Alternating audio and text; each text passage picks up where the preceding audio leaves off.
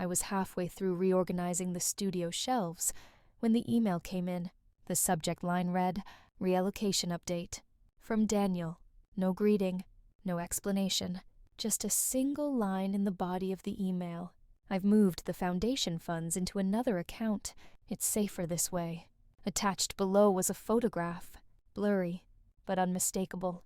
Danielle, in a tailored blazer, standing beside a young woman with long blonde hair, both holding wine glasses on a balcony. Behind them, the mountains of Aspen were soaked in golden dusk. His smile was soft, gentle, even a kind of ease I hadn't seen on his face in years. Not when he looked at me. I stared at the screen. My fingers hovered above the trackpad, uncertain of what to do first. Delete it, forward it, scream. Instead, I stood, walked slowly to the kitchen, poured a glass of water, and stood at the bay window overlooking the garden I had planted 3 springs ago. Boxwoods, wild lavender, a winding stone path Daniel had once helped lay. His knees had ached for a week after, and we'd laughed about getting old. Now I wondered if he had ever meant to stay. The foundation funds weren't just money. They were my Aunt Vivian's legacy, a woman who had raised me after my mother passed, who taught me that design was more than taste. It was intention. She had built her wealth quietly, carefully, and she left it all to me, with a single sentence in her will. "Use this to create beauty. Where it's been forgotten. $687. Send to Illinois. Secured in a trust. Protected, or so I thought. No calls, no texts, just silence from Aspen. As if this line in an email was closure, I returned to the desk, reread the message. My name wasn't even mentioned. I typed 5 words in reply. "Thanks for the update, Daniel." Then I shut the laptop, and just like that, I knew he wasn't coming home. But what he didn't know, what he couldn't have known, was that I had stopped waiting for him a long time ago. I met Daniel 15 years ago at a design expo in Seattle. I was 27, working as a junior creative lead for Marlowe & Finch, one of the top interior design firms on the West Coast. He was a software engineer with a fresh startup idea, a booth no bigger than a hallway closet, and a nervous energy that was somehow endearing. He stopped by our exhibit, not for the aesthetics, but because, in his words, "Your lighting made the whole place feel less like a convention center and more like a home." That was the line. He grinned when he said it, and I laughed more than I expected to. We got drinks that night. He talked about disruption and empathy in health tech.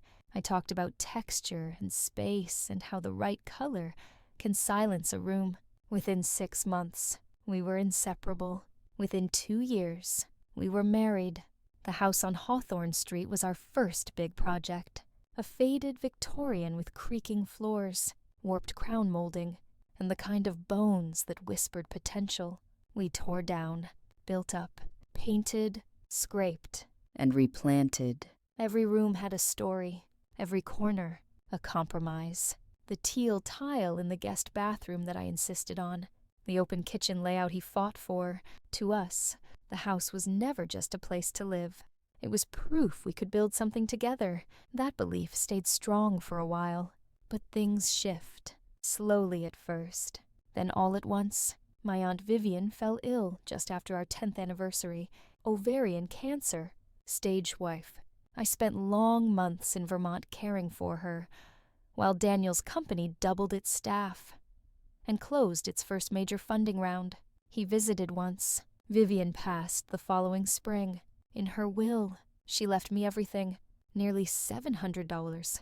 In the Osona, structured as a foundation fund. She'd handwritten the final note herself. "Use this to create beauty. Where it's been forgotten." When I told Daniel, he smiled, said we should put it to work, maybe expand the house, launch a product line under my name. Something about his tone made the money feel less like a gift and more like a resource. That was the first small crack. The changes were small at first, almost subtle enough to dismiss. Daniel began traveling more often. At first, it was conferences, investor summits, product launches. Then, It was vague strategy retreats and leadership offsites in places like Tahoe, Vancouver, or Austin. The trips grew longer, his return less certain. Sometimes he wouldn't even unpack, just swapped suitcases. His phone, once left on counters without a second thought, started staying face down. Notifications were silenced. Passwords changed. When I asked about it, he shrugged. Too many distractions. I need to stay focused. Focused, I thought, but not on us. Our shared accounts, which we once reviewed together over Sunday coffee, became increasingly restricted. I got logged out of the banking app one afternoon. Weird glitch, he claimed. The login credentials had changed. He'd meant to tell me. He'd fix it later. Later never came. Conversations became shorter, sharper, like everything I said was pulling him away from somewhere more important. When I brought up the foundation, whether we should begin the community design initiative Vivian and I had dreamed of, he nodded, but didn't look up from his phone. "Let's circle back," he said, a phrase that belonged to his boardroom, not our dining room. One afternoon, I met Emily, an old friend from my Marlowe and Finch days, for lunch, over wine. She leaned in, lowered her voice. "I ran into Daniel last week, actually," she said, "downtown, outside that new fusion place. He was with someone tall, blonde, maybe late 20s. I raised an eyebrow. She looked like she could be the new assistant he mentioned last time. You know the type. Slim laptop, high heels. Knew exactly how to laugh at whatever he was saying. I smiled tightly and changed the subject. That night, Daniel texted from San Diego. Meeting ran late. Back tomorrow. No love you. No call. In bed, I lay beside his empty pillow and scrolled through old renovation photos. Us, covered in paint, laughing in the chaos of drywall dust and takeout cartons. What we built had once felt permanent. Now, it was all beginning to feel like set dressing. I didn't rage. I didn't confront. Instead, I opened the folder we both had forgotten existed. It was tucked inside our shared cloud storage, an innocuous folder labeled Home Design. 2024. Something we created months ago, when we were still pretending to plan a sunroom expansion. Inside were subfolders, sketches, PDFs of fixture estimates, and buried among them, a series of files Daniel had clearly meant to delete, but never did. Screenshots of my financial dashboards, notes labeled transfer steps, trial runs, a document titled simply Vivian's Trust, transfer plan. I opened it, typed notes, bullet-pointed steps, account numbers, routing instructions, authentication questions half answered. A hand-drawn photo of a whiteboard showed calculations. At the bottom, a bold underline, estimate, $687K, 89%. Margin for liquidity shift. He'd done the math, factored in transaction loss. He wasn't guessing. He was preparing. I stared at the screen until the edges blurred. Then I picked up my phone and called Karen Myers. Karen had been my Aunt Vivian's attorney for 2 decades. She'd overseen the structuring of the foundation, the tax documents, the asset allocations. She was sharp, discreet, and had once told me, half-jokingly, that she trusted dead women more than live men. She answered on the second ring. "Grace," she said, "everything okay? I think I need to ask you about the trust," I said. 15 minutes later, I was in her downtown office, across from her at a table that smelled faintly of lemon oil and printer ink. I showed her the file, let her read in silence. When she finished, she looked up. Her expression didn't flicker. "Your aunt was wise," Karen said, folding her hands. "She structured the foundation as an irrevocable trust, which means neither you nor your husband can move those funds without violating federal protections. Legally, they're insulated." My breath caught. If anyone attempted access, using your personal data, without authorization, that's not just overreach. She continued, "That's financial fraud." I nodded. The room felt colder than before. "Can we track access attempts?" I asked. Karen leaned forward. We already are. Let's lock this down. Outside, the Portland sky was gray and quiet. I walked slowly back to my car, the weight of betrayal replaced by something sharper, clarity.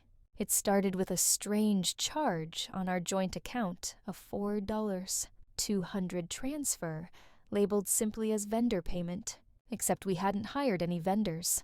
Not for months, and certainly not from a bank in Texas. I logged into the account again, this time with a sharper eye. The pattern unfolded like breadcrumb trails leading into shadow. Over the last 7 months, Daniel had been moving money. Small amounts at first, $1, 500 here, then 300 there, always labeled vaguely. Consulting, travel expenses, external services.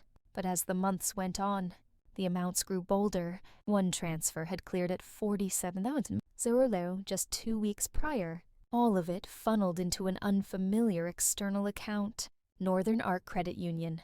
The account wasn't under our names. I printed the records, every line item, every date, and then I did what I hadn't done since we first started drifting apart.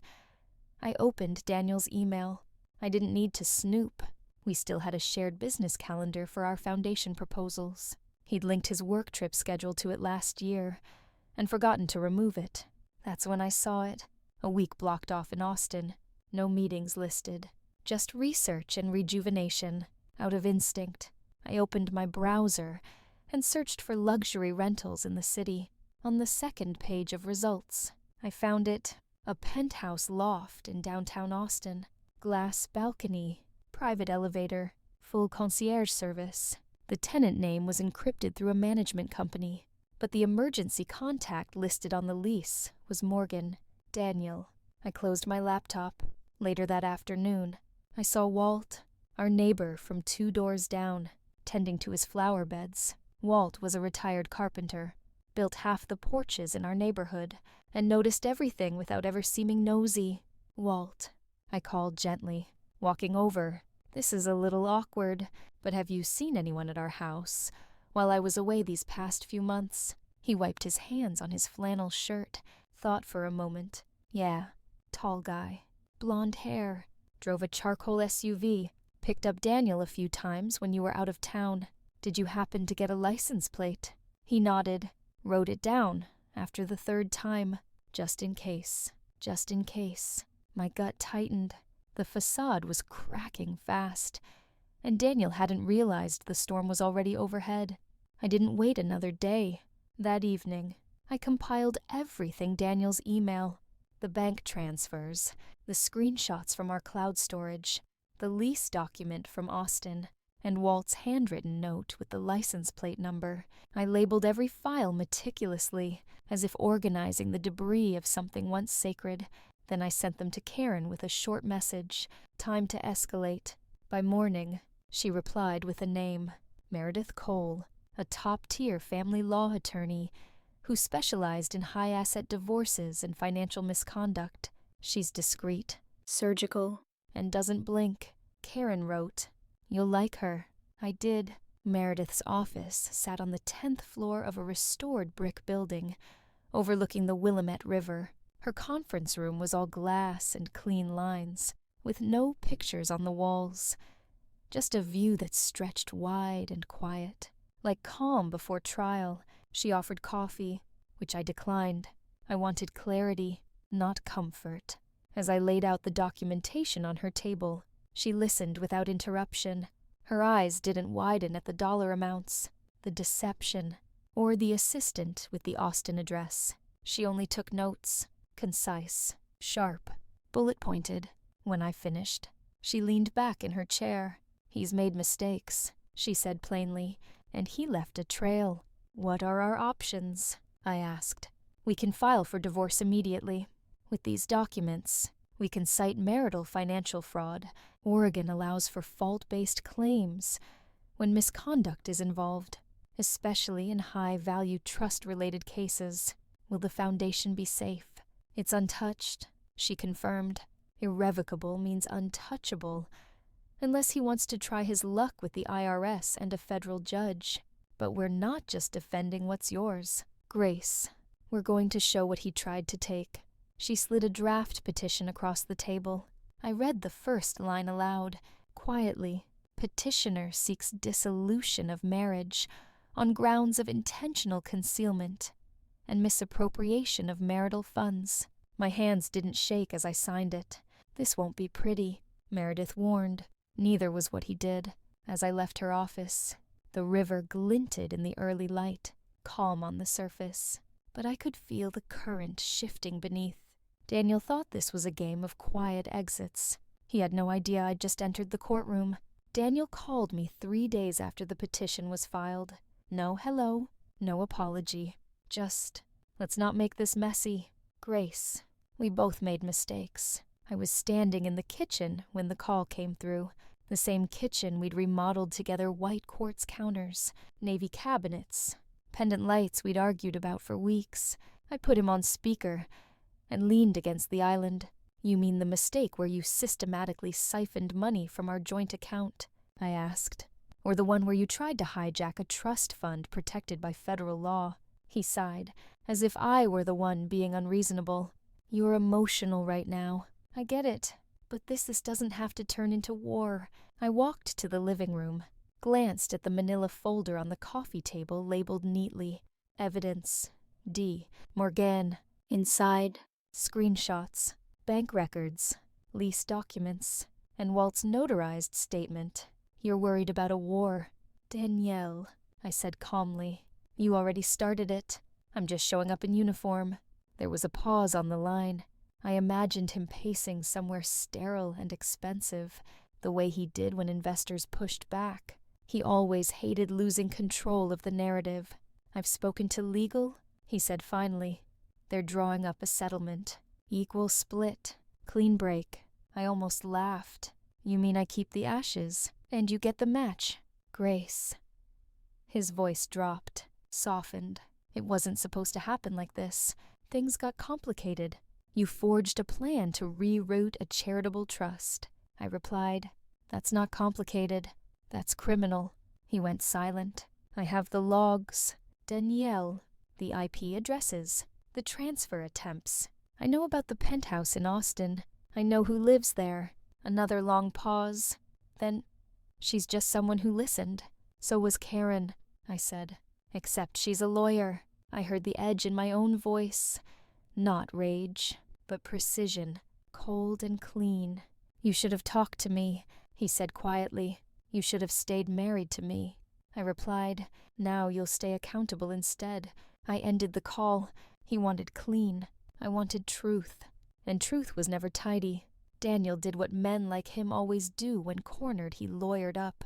His counsel arrived in the form of Philip Grant, a high-profile litigator known for dragging settlements through the mud and wearing down opponents with paperwork and delay tactics, a reputation built on aggressive pre-trial motions and last-minute courtroom theatrics. Meredith wasn't impressed. We met in her office the morning after the notice of representation arrived. She'd already read Grant's initial response, 12 pages of thinly veiled gaslighting, wrapped in legalese. He's going to push for leverage, she said. That's fine. We'll give him gravity. By the end of the week, our team delivered a 70-page evidence brief, itemized transfers, documented access attempts, IP logs tied directly to Daniel's devices, the lease for the penthouse, Walt's notarized statement identifying Daniel in the SUV, screen captures from the cloud folder he never thought to erase, and tucked inside the appendix, a single-page audit from the trust's monitoring system, showing 3 unauthorized login attempts within 24 hours of his Aspen email. When Grant received it, he asked for an urgent informal meeting. We agreed. It was held in a neutral conference space, sterile and silent. Save for the quiet flip of pages and the occasional sip of water, Daniel sat stiff beside Grant, avoiding my eyes. I didn't offer him the chance. Meredith opened with a simple statement. Our client is prepared to proceed with a full civil suit and criminal referral, unless the following terms are met. She laid out the offer like blueprints on a drafting table. Grace retains sole ownership of the family home and the entirety of Vivian's irrevocable trust.